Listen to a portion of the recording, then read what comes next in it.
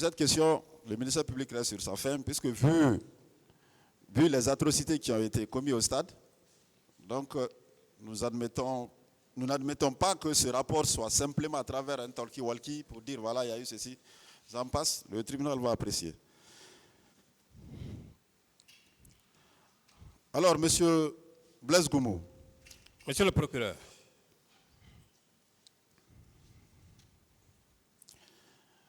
Donc, vous releviez effectivement des services spéciaux. Affirmatif.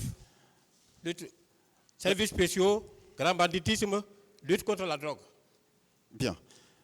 Alors, comment est-ce que vous ne pouvez pas être à mesure de reconnaître vos collègues, tels à travers les photos? C'est des jeunes. Des jeunes, mais qui étaient avec vous. Oui, mais il était avec nous, pas pour longtemps. Deuxièmement, ça c'est à titre de rotation. Bon, malheureusement, vous n'êtes pas militaire. Sinon, les patrouilles, ce n'est pas des équipes qui sont constituées de façon permanente et constante. Vous pouvez sortir avec une équipe aujourd'hui, demain vous êtes avec une autre. Voilà. Ce n'est pas facile. Monsieur Blaise Goumou. Monsieur le procureur. Que savez-vous des tortures des manifestants qui avaient été séquestrés au camp Alpha Yaya? Je n'en sais rien. Vous y étiez, n'est-ce pas? J'étais au camp Alpha Yaya, à notre service. S'il y a eu des tortures, je n'ai pas connaissance. Je n'ai pas eu connaissance. Sur ordre de qui vous aviez quitté le stade ce jour? Vous dites? Sur ordre de qui vous aviez quitté le stade le 28 septembre 2009? Mais c'est moi qui ai fait décrocher mes hommes. Donc c'est vous qui avez pris l'initiative de quitter les lieux? Je ne pouvais pas exposer leur vie. Pourtant, vous n'étiez pas venu de vous-même, non? Quoi? Au stade du 28 septembre. Vous étiez venu... Mon chef n'était plus là. Non, donc j'ai pris l'initiative. Ce n'est pas ma question, ce n'est pas ma question. Oui, vous avez dit... Sur ordre de qui vous étiez venu au stade du 28 septembre? Sur ordre de personne. Sur ordre de personne? Oui. Donc vous étiez venu de votre propre initiative? Je vais vous expliquer. Non, on n'a pas besoin. Mon chef m'a dit qu'il vient. Moi, je suis allé. Il ne m'a pas dit, venez, on va se changer. Parce que, attention, il y a un problème que vous n'arrivez pas à comprendre. Si vous ne me laissez pas vous expliquer, non, vous n'allez pas comprendre. Vous n'allez pas comprendre. Monsieur Blaise Goumou. Oui. Par rapport à monsieur Moussa Keboro Kamara. Oui. Quels sont vos rapports, vous et monsieur Moussa Keboro? C'était le chef de service. Votre chef? Oui. Quand votre chef vous appelle, oui, pour vous dire qu'il vient au stade du 28 septembre, oui. Donc, vous, il ne vous a pas donné d'ordre de venir le raison du stade du 28 septembre. Vous êtes venu de vous-même. Quand mon chef me dit, je viens, parce que j'étais sur la trajectoire, j'étais en train de descendre. Vous comprenez? Quand il me dit, je viens au camp, je viens au stade, mais je dois aller le croiser. Comme les trois autres équipes ont fait. On est tous partis là-bas. Et quand les cailloux ont commencé à pleuvoir, non, il a quitté. Nous aussi, on a cherché à quitter. Monsieur Blaise Goumou, est-ce que quand M. Moussa Keboro vous appelle pour vous dire qu'il vient au stade, cela n'est-il pas un ordre? Bon, spirituellement, ça peut comme ça être pensé à être, mais ce n'est pas un ordre express comme ça qu'on dit. C'est comme on est là. Bon, comme vous ne voulez pas que je prenne des exemples, on a des collègues ici. Quand actuellement le ministre est en train de faire la tournée, donc, ils étaient là, ils sont obligés de partir pour que le ministre les trouve sur place. Mais vous nous envoyez loin. Ah non, c'est un exemple. Le chef reste le chef. Quand le chef te dit, surtout que vous êtes à un endroit, même si vous êtes aux environnants, s'il dit que je viens ici pour sensibiliser les gens, comme on a l'habitude de faire. C'est aujourd'hui qui est arrivé, on dit pourquoi vous êtes parti là-bas. Mais c'est clair. Monsieur Blaise Goumou, aujourd'hui, vous aimez ça, aujourd'hui est arrivé. Aujourd'hui devait arriver, on ne peut rien contre ça. Ah. Mais est-ce que Vous voulez nous dire que l'appel, M. Moussa Kebouro avait besoin de vous appeler simplement comme ça, je viens au stade, si ce n'est pas pour vous donner l'ordre de lui rejoindre là-bas? C'est comme ça qu'on a toujours fonctionné. Alors lorsque vous quittiez, vous avez quitté aussi. On a toujours fonctionné comme ça. Vous avez quitté sans ordre. Il n'était plus là-bas. Il n'était plus là-bas. Il n'était plus là-bas, je vous ai expliqué. Il était à quelle heure? Quand il est parti, quand on l'a dissuadé de continuer la sensibilisation, parce que les cailloux pleuvaient, il a quitté.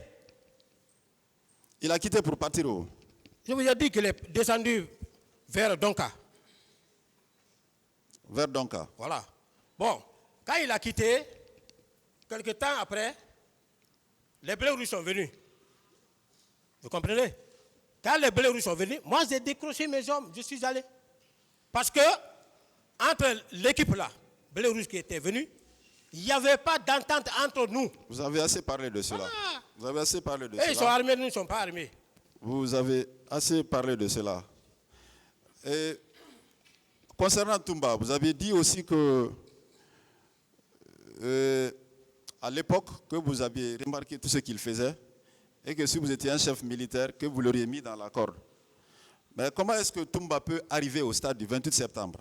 Selon vous, ils ont commencé à tirer et que moi, j'estime que c'était l'opportunité pour vous de vous mettre en évidence. Vous pouvez expliquer à ce tribunal pourquoi est-ce que vous avez quitté les lieux en laissant cette population en détresse? Bien. Je peux?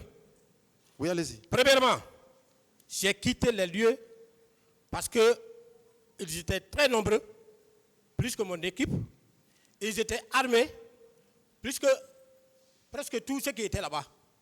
Nous, on n'était pas armés. Pour sauver quelqu'un, il faut que tu sois en mesure. Moi, j'ai dit que je suis dans l'impossibilité de faire face à quoi que ce soit.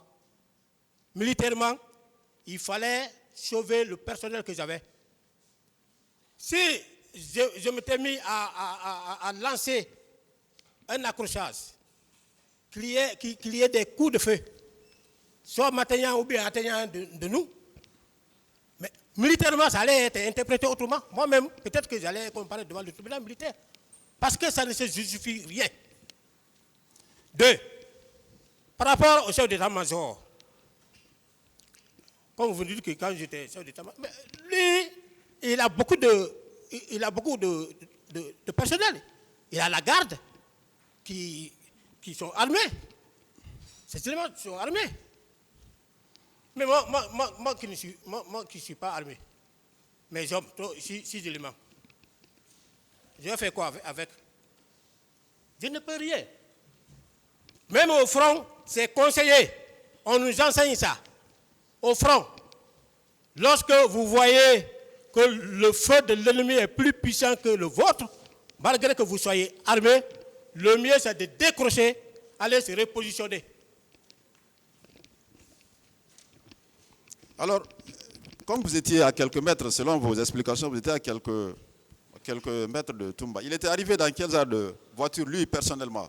Je ne parle pas de... Là, vous avez dit qu'il y avait des pick-up, mais lui aussi, il était dans... Il était dans un pick-up. Dans un pick-up? Oui. Ok. Bien. Et est-ce que les hommes avec lesquels il était, ils avaient l'air de l'obéir? Ah, bien sûr. Bien sûr. Ils avaient l'air de l'obéir. Bien sûr, ils obéissaient. Comment est-ce que vous êtes parvenu à ce constat? Ils sont descendus, tous. C'est tout qui était devant, il est descendu. Les autres sont venus, sont descendus, sont venus l'encercler.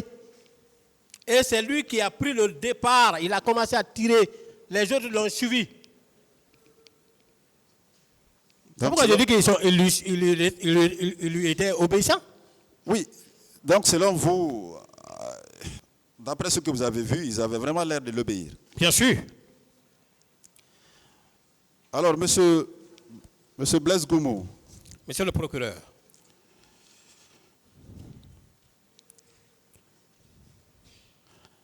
Lorsque vous quittiez le stade, où se trouvait M. Moussa Kebouro? Hein? Lorsque vous quittiez le stade, il était où? Je ne sais pas là où il était.